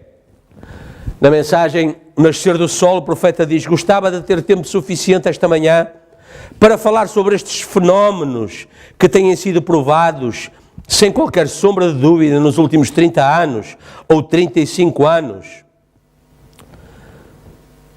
Aqui mesmo nesta igreja, desde lá no Rio, quando aquela mesma luz desceu aqui em Jeffersonville, em 1933, e disse essas palavras, como João Batista foi enviado a preceder a primeira vinda de Cristo, a tua mensagem precederá a segunda. Estamos no tempo do fim e vemos isso. Perguntamos-nos às vezes, por que não se espalhou ainda pela terra? Talvez um dia vamos ter a oportunidade de explicar isso, se Deus permitir. Para onde estavam eles a olhar e o que estavam a ver naqueles dias? A mensagem que fostes ver, o profeta diz. Um deles dirá, bem, sou metodista, ou batista, ou presbiteriano, ou qualquer igreja a que por acaso estão filiados. O que está perfeitamente bem, mas isso não responde à pergunta. E a pergunta que estava a ser posta é, você é cristão? Como o profeta fazia muitas vezes, você é cristão? E logo eles perguntavam, logo eles respondiam, eu sou batista, eu sou metodista, eu sou presbiteriano, eu sou da igreja tal. Mas não era essa a questão. A questão é você cristão, independentemente da igreja onde anda?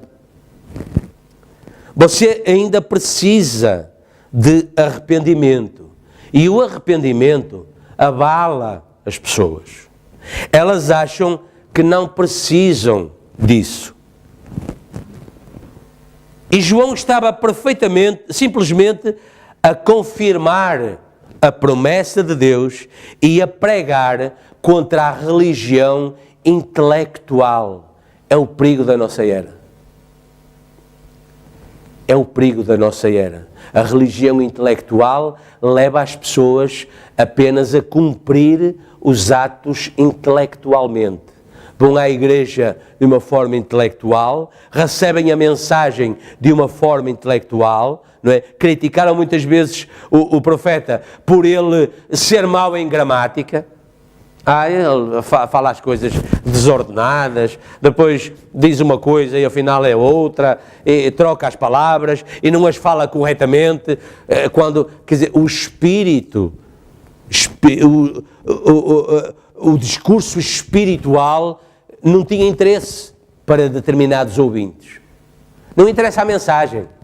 Interessa se falou bem, se teve um discurso fluente, se gaguejou, se não gaguejou, se tossiu, se espirrou, se animou a igreja. Repare, o pregador tem que animar a igreja, claro.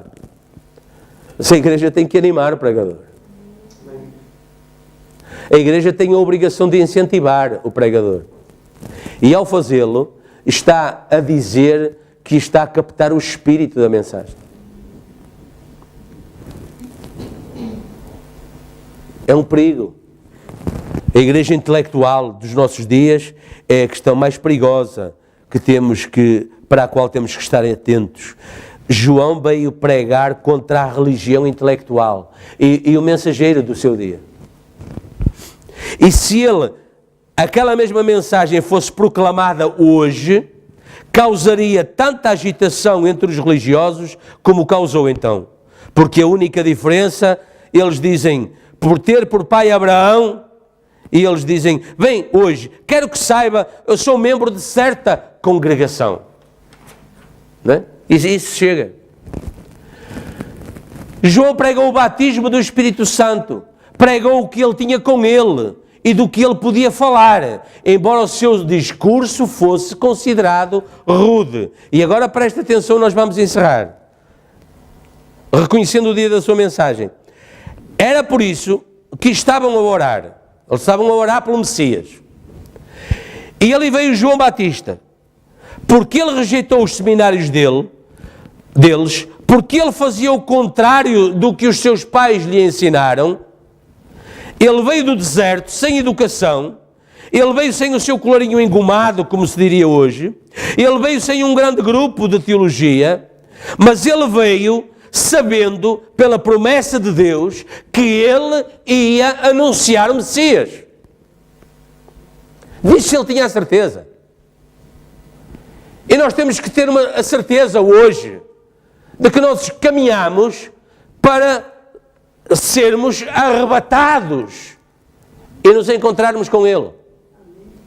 Eu não sei se eu vou para o cemitério esperar, ou se eu vou para o mar esperar, ou se eu vou em casa esperar, ou se eu vou estar pregando a esperar, mas eu sei que isso acontecerá, e quando isso acontecer, eu vou fazer parte desse movimento, dessa mensagem, desse grupo. Estamos juntos?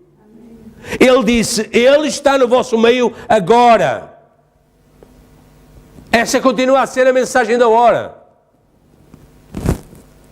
Em 63, Ele veio desvelar-se perante os nossos olhos espirituais. Amém? E a partir daí, o mensageiro e a mensagem proclamaram a sua presença. Nesta mensagem ao nascer do sol que acabamos de ouvir, foi quando ele fez a rotação àquela imagem e disse, mas agora rodem-na assim, olhem agora, vejam, é Ele. Foi Ele que desceu naquele monte. Foi Ele que se apresentou vindicando o mensageiro. Mas não foi isso que Ele fez na sua primeira vinda. Em determinado dia, em determinada altura, ele caminhou de forma diferente ao encontro de João Batista, e João Batista disse, é Ele. Ele é o Cordeiro de Deus que tira o pecado do mundo. É Ele. Amém? A Escritura estava na parede e eles não sabiam. Afirmavam que estavam à espera que uma pessoa assim viesse. E ele estava mesmo no meio deles, e eles não o reconheceram, apesar de dizer que estavam à procura dele. Agora veja Cristo é o mistério de Deus revelado. E nós vamos encerrar agora. Veja, João Batista nunca teria conhecido Jesus se não fosse o Espírito Santo a apontá-lo. Guarde isto no seu coração nesta manhã. Está certo? João Batista, esse grande profeta, que se levantou e disse: está um entre nós agora, está um homem comum, aqui, algures. Esse é o Cordeiro de Deus.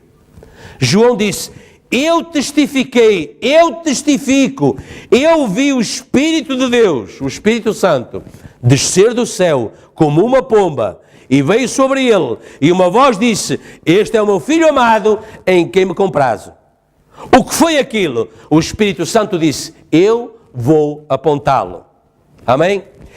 É a única forma em que o vai conhecer hoje.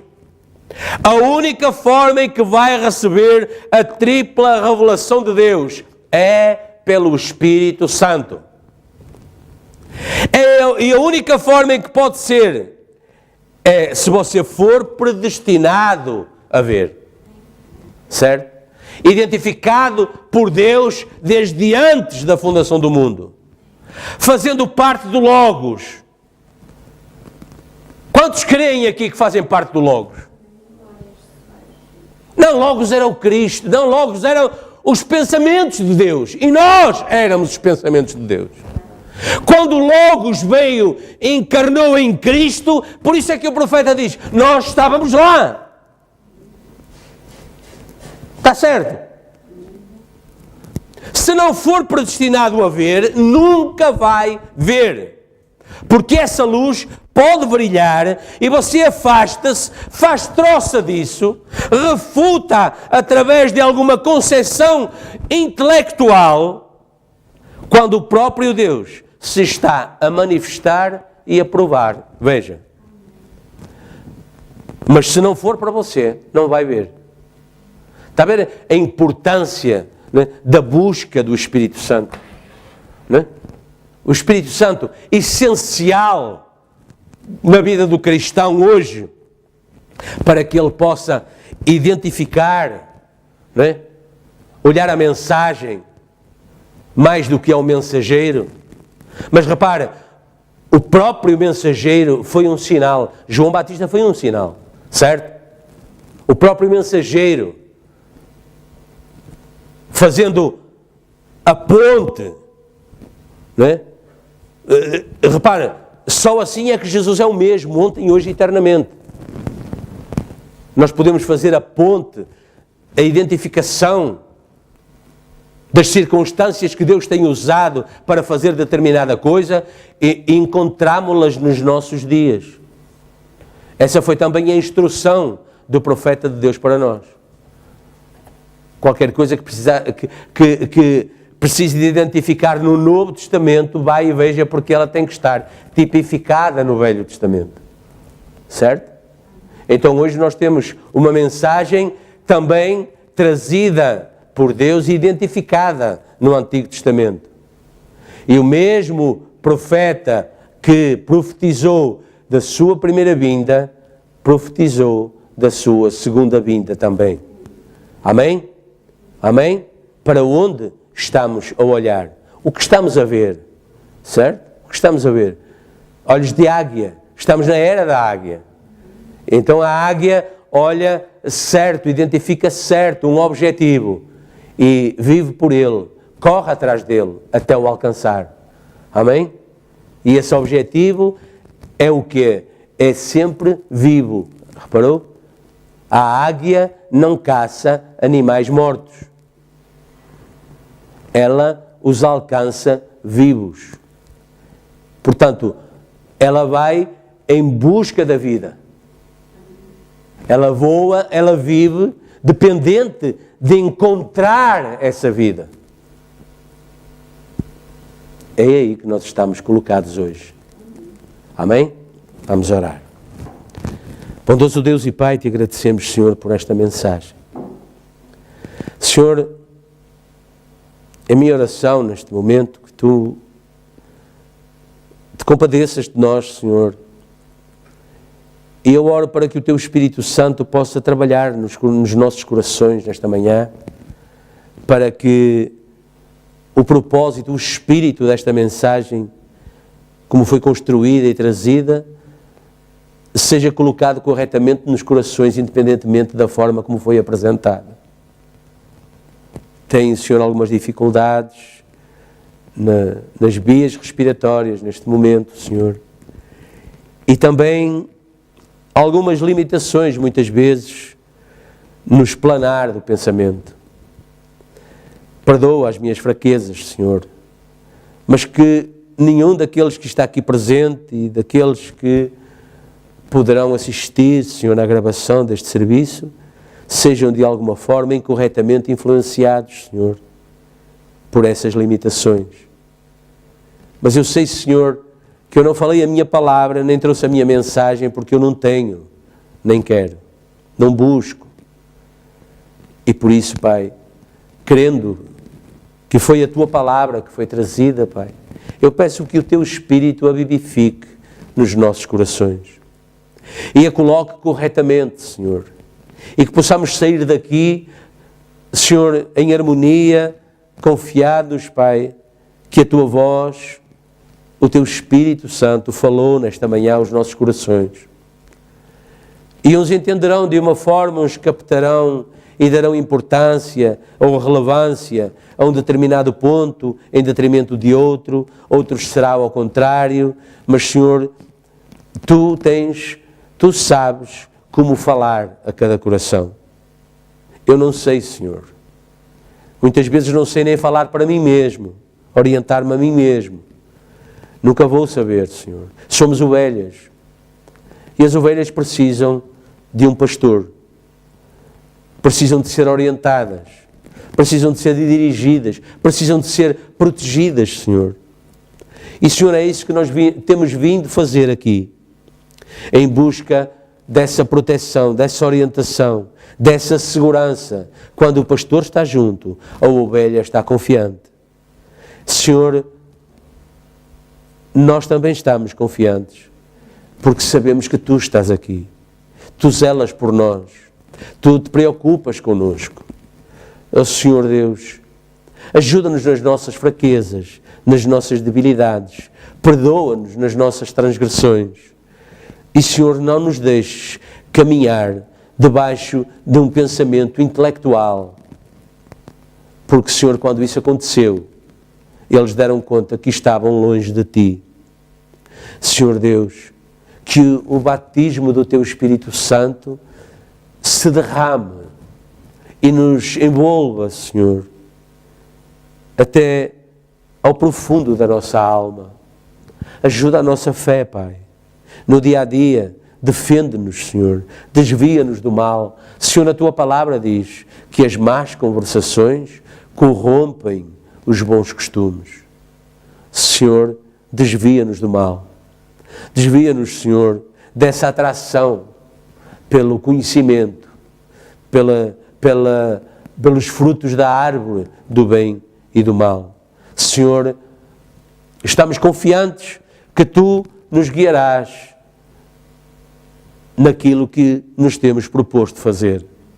Porque quando o fazemos, Senhor, desejamos fazê-lo para a Tua glória, para honrar o Teu nome, para vencer como cristãos, para dizer que o que temos alcançado não somos nós, é fruto da Tua presença em nós, da Tua vida em nós. Santifica as nossas vidas, Senhor, os nossos lares, os nossos familiares. Senhor, tem misericórdia deles, Senhor, que ainda não Te conhecem, que ainda não Te receberam, mas que falam de Ti e, Senhor, precisam de Ti. Oramos por eles. Estão enfermos, estão doentes, estão com dores, estão desvairados, desviados. Senhor, entram em depressão, desesperam-se e desesperam os que estão à volta. Senhor, mas o Teu Espírito Santo possa tomar o controle, Senhor, desses espíritos e afastá-los dos nossos lares. Espíritos de doença, de enfermidade, de divisão familiar, de desassossego, Pai, de desespero. Senhor, dá-nos o poder e virtude do Teu Espírito Santo. Senhor, tu disseste, tereis aflições, mas tende bom ânimo. Eu venci o mundo. Senhor, tu és a nossa paz. Tu és a nossa vitória. Senhor, toma em tuas mãos os nossos corações, os nossos planos, Senhor. Eu oro por cada um, Pai. Eu oro por cada lar, por cada família. Eu clamo a Ti, Senhor. Eu clamo por misericórdia, Pai. Eu peço que Tu abençoes, Senhor. Eu peço que Tu vindiques a fé destes guerreiros corajosos que estão aqui, Pai. Que têm estado aqui, Pai. Que são a manifestação do Teu Espírito Santo. Eu creio que eles estão aqui, Pai, para ter comunhão contigo. Estão aqui confiantes, Pai, que Tu terás comunhão com eles. Senhor Deus, abençoa, Pai. Quando voltarmos a casa, quando sairmos daqui, Pai, Senhor, deixa-nos ir como novas criaturas, Pai, com entusiasmo, com dedicação, com coragem, Pai, com perseverança, esperando a cada dia, Pai, que o Teu Espírito Santo molde os corações daqueles que nos envolvem, daqueles que nos rodeiam, daqueles a quem amamos, Senhor, perto ou longe, que estão em desespero, Senhor, que estão, Pai, com as suas vidas transformadas, que estão, Senhor, sem rumo, sem amanhã. Pai, compadece-te. Senhor, dá virtude nas escolhas, nas decisões. Senhor, só Tu podes fazê-lo.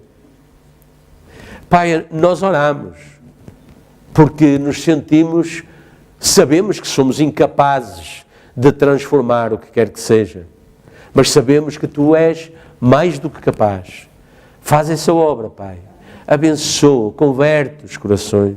Senhor, oramos pelos santos ao redor do mundo. Oramos, Pai, pelos nossos jovens que estão a estudar, Pai, que têm planos, Senhor, que têm projetos, Senhor, que desejam, Pai, receber o fruto da sua dedicação, do seu trabalho, da sua entrega, Pai. Ajuda-os, dá sabedoria, Senhor, dá revelação, Pai, dá discernimento, Pai, e que eles sejam valorosos e as suas obras não sejam em vão.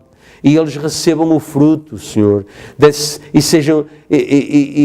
Senhor, alcancem a vitória, em nome de Jesus Cristo, para a Tua glória. Oro, Senhor, pela vida financeira de cada um, Pai. Abençoa, repreende o devorador, Senhor. Multiplica, prospera. Pai, tem dízimos ali colocados, Senhor.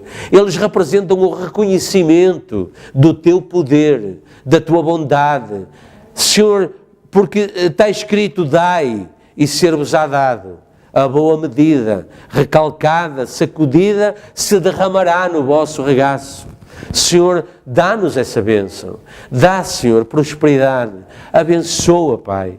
Abençoa, Pai. Há projetos em preparação, Senhor. Eles requerem investimento, eles requerem dinheiro, eles requerem prosperidade. Senhor, eles confiam nessa prosperidade. Abençoa, Pai. Envia o Teu anjo em auxílio, Pai. Envia o Teu anjo, Pai, em socorro da vida sentimental dos Teus filhos, Senhor. Abençoa a vida sentimental de cada um. Que haja amor, que haja paz, que haja harmonia, que haja concórdia, Senhor. Que haja honra, Senhor, que haja vitória. Que haja, Senhor, o reconhecimento de que a manifestação de que é bom servir-te. Tu és bom, Senhor. Quão bondoso amigo Tu és, Senhor. Oh, glória seja dada ao Teu nome, Senhor.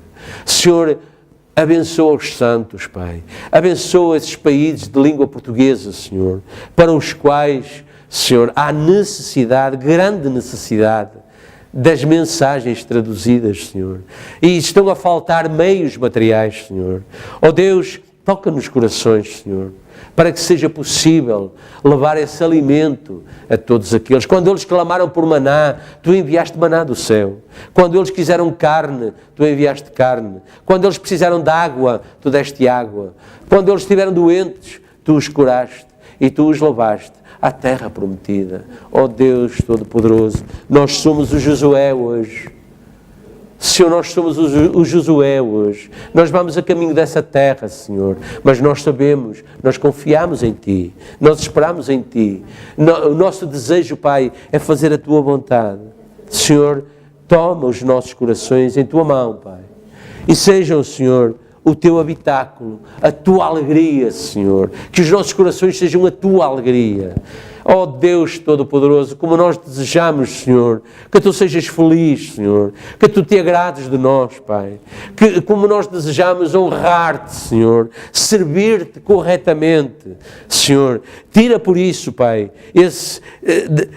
nunca sejamos, Pai, essa igreja intelectual, mas essa igreja do Deus vivo, simples, humilde, despretensiosa, mas cheia do poder e virtude do Teu Espírito Santo, cheia da revelação, com os olhos ungidos, com o Teu colírio, tendo desvendados, Senhor, todos os segredos, todos os mistérios, sabendo os dias que estão a correr, sabendo, Senhor, identificar os sinais que o mundo está a dar. Eles não são os sinais do mundo, eles são os Teus sinais através do mundo. O mundo está também a pregar uma mensagem de arrependimento, porque ele mesmo precisa desse arrependimento. Oh Deus Todo-Poderoso, tem misericórdia de nós, Senhor. Nós não somos nada, nós não somos ninguém, nós não temos poder, nós não temos riquezas, nós não temos glória, nós não temos honra, mas nós temos-te a Ti, Senhor. Tu és a nossa paz. Nada disso que o mundo chama honra e glória, e riqueza e poder tem para nós hoje qualquer significado. Mas aquilo, Senhor, que a Tua palavra tem escrita é vida para nós. E para lá temos olhado e para lá queremos continuar a olhar. E nós queremos ter sempre a certeza de que o nosso caminhar é firme e seguro, tendo calçado nos pés o Evangelho da paz. Dá-nos essa paz. Livra-nos de todo o mal e recebe toda a honra e glória, pois tudo te pedimos e agradecemos, em nome de Jesus Cristo. Amém, Jesus. Amém. Voltem os músicos. Deus abençoe.